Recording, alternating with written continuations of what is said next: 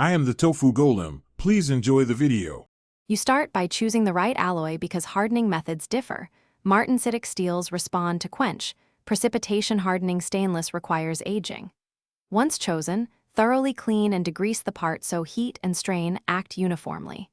Make sure fixtures hold the piece without inducing unwanted stress. You inspect thickness and note sensitive features.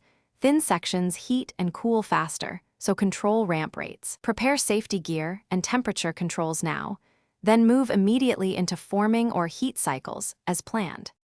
You now apply the core hardening actions.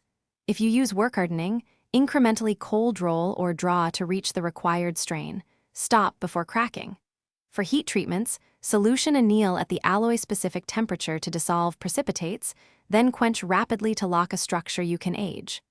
Once quenched, you may need to temper or age at a lower temperature to precipitate strengthening phases. Use thermocouples and record times precisely. Consistent ramps produce repeatable hardness and avoid distortion. You finish by validating results. Measure hardness across the part and inspect microstructure where possible.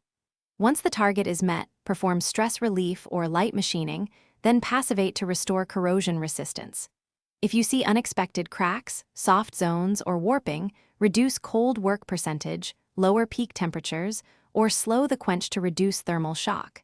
Make sure to iterate one variable at a time and keep records. That way you identify which change corrected the issue and can repeat the harden process reliably. Thanks for watching. Consider subscribing if we helped you today.